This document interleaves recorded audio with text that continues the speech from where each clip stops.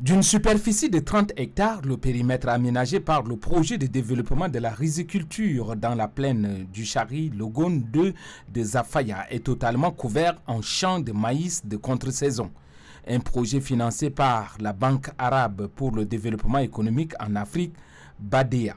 Ces champs de maïs qui s'étendent à perte de vue ont été essayés pour la première fois par des producteurs de Zafaya à la place du riz de contre-saison, mais le résultat est déjà satisfaisant. Pour constater le travail abattu par le projet Pedri 2, la ministre du Développement agricole a fait le déplacement du site aménagé de Zafaya.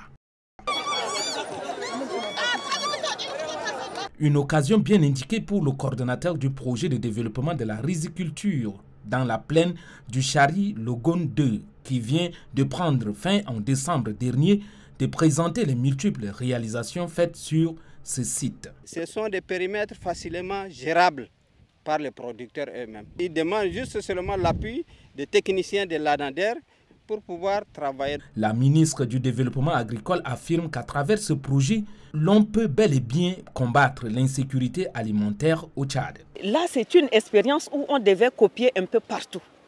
Où les projets qui interviennent dans le même sens pour la sécurité alimentaire doivent vraiment emboîter le pas de PDRICL 2 pour faire de toutes leurs œuvres-là, peut-être 2 ou 3 fois des récoltes par an.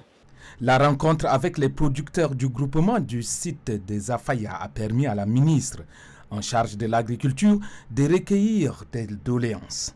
Ces doléances portent sur l'aménagement de la route d'accès dans ces périmètres, l'éclairage de ces sites pour permettre aussi aux producteurs de surveiller les champs souvent menacés par les hippopotames.